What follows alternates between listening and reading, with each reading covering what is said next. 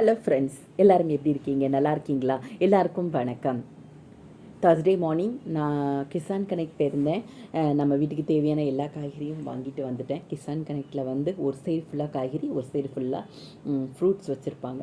நமக்கு என்ன தேவையோ எடுத்துகிட்டு வெளியில் வெங்காயம், உருளைக்கிழங்கு, தக்காளி பழம், வாட்டர் மிலான், கார்ன் எல்லாமே இருக்குங்க. இதில் வந்து கொத்தமல்லி, புதினா, நிறைய கீரை, அப்புறம் வந்து நம்ம ஊர் எல்லா ஐட்டம்ஸும் இருக்குங்க. ஒன்றும் பிரச்சனை இல்லை, எல்லாம் வாங்கிட்டு வந்துடலாம். நம்ம வீட்டுக்கு என்னென்ன தேவையோ நம்ம எப்போ போனாலும் அது இருக்கும். இது வந்து கிசான் கனெக்ட்டு கடை தான்.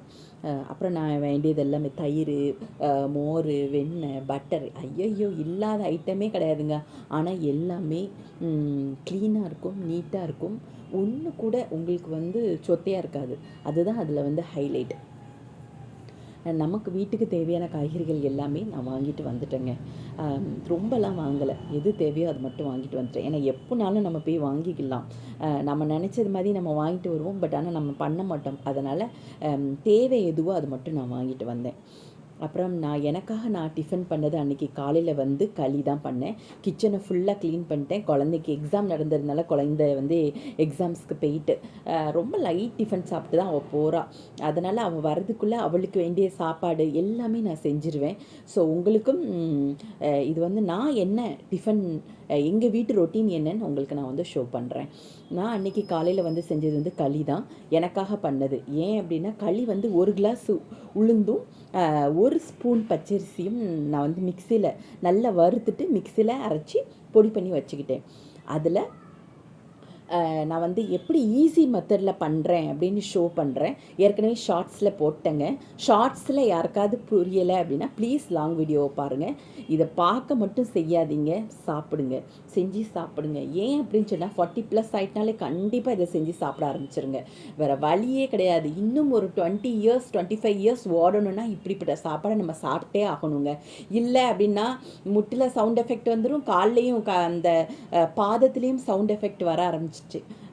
எப்போ எனக்கு வந்து பேக் பெயின் அதுக்கு மேலே வந்துட்டோ டக்குன்னு இதை வந்து வீக்லி 3 டைம்ஸ் 4 டைம்ஸ் நான் வந்து மருந்து மாதிரி நான் சாப்பிட்ருவேன். ஆனால் நான் பண்ணுறது வந்து ஹல்வா ஸ்டைலில் பண்ணுவேன். ஸோ எங்கள் அம்மா ஞாபகம் ஐயோ எனக்கு காலையிலேருந்து வந்துட்டு தாங்க இருந்துச்சு நான் இதை செய்யும்போது எல்லாம். இப்போ வந்து நமக்கு வந்து நம்ம இஷ்டத்துக்கு வந்து பொருட்கள் வந்து கிடச்சிருச்சு. அப்புறம் வந்து பாத்திரம், அப்புறம் வந்து நம்ம வந்து ரொம்ப வேலைகள் நமக்கு இப்போ கிடையாது. எல்லாத்துக்கும் அதுக்கு பாத்திரங்கள் வச்சு ஈஸியாக நம்ம பண்ணிடுறோம். அந்த காலத்தில் எங்கள் அம்மா இந்த எண்ணெய் பொரிப்போம்ல அந்த பாத்திரத்தில் தான் அதை செய்வாங்க. அது பிச்சு பிச்சுன்னு கீழே ஒட்டுங்க. அப்படி இருந்தும் அந்த கையை போட்டு அந்த எண்ணெயை விட்டு ஒவ்வொரு ஸ்பூன் விட்டு விட்டு விட்டு அதை செய்வாங்க. அது ரொம்ப ஹார்டாக எங்கள் அம்மா செஞ்சு வேர்த்து ஊற்றி வருவாங்க. வந்து அது ரொம்ப சாப்பிட்டே ஆகணும் எங்கள் வீட்டில். இதை எல்லாரும் நாங்கள் வந்து 3 எங்கள் வீட்டில் பொண்ணுங்க இல்லையா, எங்கள் அம்மா இது ரொம்ப ஸ்ட்ரிக்டாக கொடுப்பாங்க எனக்கும் எங்கள் அக்காவுக்கும். நான் சாப்பிடவே மாட்டேங்க. இப்போ பாருங்கள், யாரும் சொல்கிறதுக்கு ஆள் கிடையாது. இது சாப்பிடுன்னு சொல்லவும் இது, ஆனால் நம்ம செஞ்சு சாப்பிட்றோன்னா இதுக்கான வேல்யூ எவ்வளோ இருக்குதுன்னு பாருங்களேன். இப்போ எப்படி ஈஸி மெத்தட்னா மாவு, தேவையான சுகர், அது வந்து நான் வந்து கருப்பட்டி பவுடர் தான் ஆட் பண்ணிக்கிட்டேன். அப்புறம் வந்து நல்லெண்ணெய் அதிலே ஆட் பண்ணிக்கிட்டேன். தண்ணி எல்லாம் ஆட் பண்ணி நம்ம தோசை மாவு பதத்துக்கு வந்து நீங்கள் கலக்கி விட்டுருங்க, ஓகேவா? அதுக்கப்புறம் ஆஸ் யூஷுவல் நான்ஸ்டிக் எடுத்துக்கிடுங்க. பேன் நம்மளுக்கு தான் கிடச்சிரும். எடுங்க, அதில் கொஞ்சம் எண்ணெய் விட்டுக்கிடுங்க. இந்த மாவை கரைச்ச மாவை அதில் விட்டு மூடி வச்சாலும் சரி, நீங்கள் அதை போட்டு கலக்கினாலும் சரி, அது வெந்து வந்துருங்க. உங்களுக்கு வேலையே இல்லை, ஈஸி மெத்தடு தான்.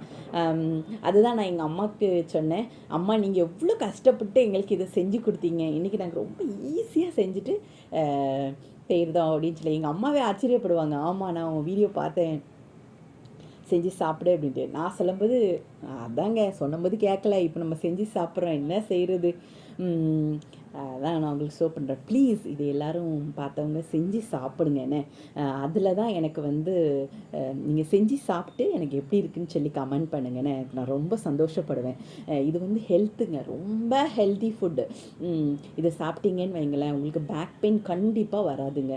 அப்புறம் வந்து இந்த போன்ஸில் வந்து ஒரு சவுண்ட் எஃபெக்ட் வந்து வர ஆரம்பிச்சிரும், அது வராது. கண்டிப்பாக முட்டியில் வரும். ஸோ ப்ளீஸ் சாப்பிடுங்க. இது வந்து வீக்லி 3 டைம்ஸ் சாப்பிட்ருங்க. இதில் வந்து நல்லெண்ணெய் வந்து நல்லெண்ணெய் நம்ம ஊரில் நல்லா கிடைக்கும் இல்லையா? இல்லைன்னா இதயம் நல்லெண்ணெய் வாங்கிக்கிடுங்க.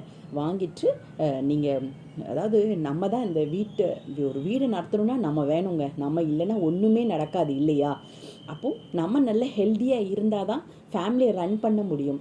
ஸோ நீங்கள் உங்கள் உடம்ப கண்டிப்பாக நல்லபடியாக பார்த்துக்கிடுங்க. அவ்வளோதாங்க. சாக்ரிஃபைஸ் பண்ணணும் இல்லைங்கள, சாப்பாடில் சாக்ரிஃபைஸ் யாருமே பண்ணாதீங்க. நல்லா சாப்பிடுங்க, நல்ல ஹெல்தி ஃபுட்டாக சாப்பிடுங்க சரியா? அப்புறம் வந்து நான் இதில் வந்து தேங்காய் வந்து திருவி போட்டுக்கிட்டேன். முட்டையும் நீங்கள் இதில் ஆட் பண்ணிக்கலாம். அது எப்போ அந்த தோசை செய்கிறீங்களோ அப்போவுமே இந்த தோசை மாவு மாதிரி கலக்குறீங்க இல்லையா, அப்போவுமே நீங்கள் தேங்காய், அப்போவுமே 2 முட்டை, நாட்டுக்கோழி முட்டை இருந்தால் நாட்டுக்கோழி முட்டை எல்லாமே சேர்த்துக்கலாம். ஒன்றுமே செய்யாது. இதுக்கு நான் கேரண்டிங்க. களிக்கும் நான் கேரண்டி. ஓகேவா? எங்கள் அம்மா சொல்லுவாங்க, நீ நல்ல ஷார்ட் மெத்தடில் நல்லா பண்ணுற அப்படிம்பாங்க. ஆமாம்மா, எங்கள் அம்மா நிஜமாவே கிரேட்டுங்க. அது நான் எங்கள் அம்மாட்டே சொன்னேன் ஃபோன் பண்ணி, நீங்கள் வீடியோ பாருங்கள் அம்மா. அம்மா சொன்னாங்க லாங் வீடியோ போடு அப்படின்னாங்க. கண்டிப்பாக அப்படின்னு சொல்லி அவங்களுக்காக தான் இதை போடுறேன். இது ஒவ்வொரு அம்மாமார்களுக்கும் இந்த வீடியோ வந்து நான் வந்து கிஃப்டாக கொடுக்கேங்க. எல்லாருக்கும் ரொம்ப நன்றி. யார் யார் குழந்தைங்களுக்கு அவங்கவுங்க குழந்தைங்களுக்கு செஞ்சு கொடுத்துருக்கீங்க, கஷ்டப்பட்டு செஞ்சு கொடுத்துருப்பாங்க. கண்டிப்பாங்க. களி கிண்டுறதுலாம் அவ்வளோ ஈஸி கிடையாது. நான் பார்த்துருக்கேன், அதனால் சொல்கிறேன். நான் டேபிள் மேலே ஏறி உட்காந்து பார்த்துக்கிட்டே இருப்பேன். எங்கள் அம்மா கிண்டிக்கிட்டே இருப்பாங்க. எங்கள் அம்மா ஒரு ஷோல்டர் ஃபுல்லாக நனைஞ்சிரும் சட்டை. அப்படி கிண்டி எங்களுக்கு வந்து கொடுப்பாங்க. நாங்கள் சாப்பிட மாட்டோம். அதுதான் மேட்ரு. இன்றைக்கி நம்ம ஈஸியாக செஞ்சிட்டோம். என் பொண்ணு சாப்பிட்டாலான்னு கேட்காதீங்க. கண்டிப்பாக என் பொண்ணு சாப்பிடல, நான் தான் சாப்பிட்டேன். வேறு வழி இல்லை. ஏன்னா எனக்கு தான் ப்ராப்ளம்ஸ் இருக்குது. அதனால தான் பீஸா, பர்கர் இது தான் சாப்பிட்ணுன்னு ஆசைப்படுறாங்களே தவிர இப்படிப்பட்ட பொருட்கள் சாப்பிட்ணுன்னு பிள்ளைங்க நம்ம பயந்து நாங்களாம் சாப்பிட்டோம். கொன்னே போடுவாங்க. அதுக்கப்புறம் வேறு டிஃபனும் தரமாட்டாங்க. இதுதான் சாப்பிட்ணுன்னு சொல்லி அவ்வளோ ஸ்ட்ரிக்டாக எங்கள் அம்மா சொல்லுவாங்க. இது கொடுமை காலையில் காணாதுன்னு சொல்லி சாயங்காலம் வேறு அதை சூடு பண்ணி உருண்டை பிடிச்சி வாழத்துக்கு அமுக்கி விட்டுருவாங்க. அதெல்லாம் என்னோட நிறைய விஷயங்கள் அப்படி ஞாபகம் வரும்போது நான் எங்கள் அம்மாவுக்கு தான் தேங்க்யூ பண்ணணும். எவ்வளோ சொன்னாலும் காணாதுங்க. அப்படி தான் போச்சு. ஓகேவா? அப்புறம் வந்து என் குழந்தை ஸ்கூல் விட்டு வந்தோடனே நான் சைட் பை சைடாக இது வந்து எனக்கு பண்ணேன். கண்டிப்பாக தெரியும் அவள் சாப்பிட மாட்டாள். அதுக்கப்புறம் சாம்பார் பண்ணேன், சாப்பாடு பண்ணிட்டேன், முட்டை வாங்கிட்டு வந்திருந்தேன். ஸோ புரிச்சி பண்ணி சாப்பிட்றலான்னு சொல்லி தான் பிளான் பண்ணிட்டேன். நீங்கள் எண்ணெய் விட்டீங்கன்னு வைங்களேன், ஒரே ஒரு சின்ன டிப்ஸ் இதில் என்னென்னா, நீங்கள் விட்ட எண்ணெய் மேலே உங்களுக்கு தெளிஞ்சு வந்துட்டுன்னு வைங்களேன், அந்த மாவு வந்து பாயில் ஆகிட்டுன்னு அர்த்தம்.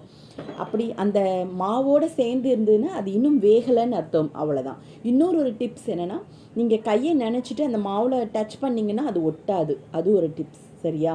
நீங்கள் போட்ட நல்லெண்ணெய் ஃபுல்லாக வெளியில் வந்துடும். நீங்கள் தாராளமாக அந்த நல்லெண்ணெயை வந்து வடிகட்டிக்கலாம்.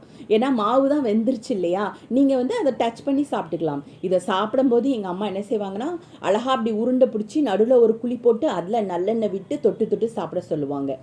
இது வந்து நம்ம ஊர் சைடுனா நம்ம நல்லெண்ணெய், அப்புறம் வந்து நம்ம போடுற முட்டை எல்லாமே நம்ம வந்து நாட்டுக்கோழி முட்டை செஞ்சு தருவாங்க குழந்தைங்களுக்கு.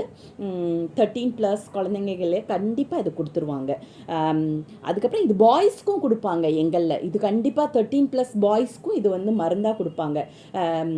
இது எல்லாருமே இதை சாப்பிட்ருப்பாங்கங்க. கேர்ள்ஸ் பாய்ஸ் அந்த டிஃப்ரென்ஸ் கிடையாது. கண்டிப்பாக எல்லாருமே இதை சாப்பிட்ணும். கொடுப்பாங்க, அது சாப்பிட்ருப்பாங்கங்க எல்லோரும் சரியா? அப்புறம் வந்து இதில் வந்து ஓகே, நான் குழந்தைய கூப்பிட்டு வந்தேன்னா அவளுக்காக செஞ்சது வந்து தோசை தான் செஞ்சேன். ஏன்னா மாவு இருந்தது. ஸோ அவளுக்கு 2 தோசை விட்டு நானே ஊட்டி விட்டுருவேன். சாப்பிட மாட்டா. இந்த செல்ல விஷயங்கள், இந்த நூடுல்ஸ், அப்புறம் வந்து பாஸ்தா, இப்படி செஞ்சு கொடுத்தோம். சிக்கன் பிரியாணி, அப்புறம் நெய்ச்சோறு, இப்படி ஐட்டம்ஸ்லாம் இருக்குது பாருங்கள். அது நான் சாப்பிட்றேன். சிக்கன் 65 இதெல்லாம் நான் சாப்பிட்றேன் மம்மி அப்படின்னு சொல்லிடுவா. ஆனால் இந்த சாம்பார் சாப்பாடு, அப்புறம் வந்து கீரை, அப்புறம் இப்படி ஐட்டம்ஸ், இந்த தோசை, இட்லி, இதெல்லாம் நான் தான் அவளுக்கு ஊட்டி விட்டுட்டு இருப்பேன். என்ன செய்கிறது, சாப்பிட வேண்டவே வேண்டாம்பா. இல்லை மம்மி எனக்கு வேண்டாம் அப்படின்பா. அப்போ நூடுல்ஸ்லாம் சாப்பிட்டா உடம்பு என்னத்துக்காகும்னு சொல்லி தான் நான் அதெல்லாம் ஊட்டி விட்டுட்டு இருப்பேன். எங்கள் அம்மா இப்படி தாங்க சர்வ் பண்ணுவாங்க எங்களுக்கு சின்ன வயசில். அதை வந்து டிப் பண்ணி சாப்பிடுன்னு சொல்லுவாங்க. ஆனால் ஆந்திரா ஃப்ரெண்டு எனக்கு இருக்கா. அவள் வந்து நல்லெண்ணெய்க்கு பதில் அவங்க நெய் விட்டு சாப்பிடுவாங்களாம் சொன்னான். ஸோ ப்ளீஸ் எல்லோரும் சாப்பிடுங்க, ஹெல்த்தியாக இருங்க. சாப்பிட்டுட்டு நீங்களும் செஞ்சால் எப்படி இருக்குன்னு சொல்லுங்கள், சரியா? வீடியோ பார்க்குற எல்லாருக்கும் ரொம்ப நன்றி. லைக் பண்ணுங்கள், ஷேர் பண்ணுங்கள், சப்ஸ்கிரைப் பண்ணுங்கள். ரொம்ப ரொம்ப நன்றிங்க, ரொம்ப ரொம்ப நன்றி. வேறு என்ன சொல்ல, அவளை இதே மாதிரி தோசை விட்டு குழந்தைக்கும் நான் சர்வ் பண்ணிட்டேங்க. ரொம்ப நன்றிங்க. வீடியோ பார்க்குற எல்லாருக்கும் ரொம்ப நன்றி. உங்கள் டைம் ஸ்பெண்ட் பண்ணி என் வீடியோ பார்க்குற எல்லாருக்கும் நன்றி. வீடியோ எப்படி இருக்குன்னு சொல்லுங்கள், சாப்பிட்டு எனக்கு கமெண்ட் பண்ணுங்கள், சரியா? பாய்ங்க, பாய்.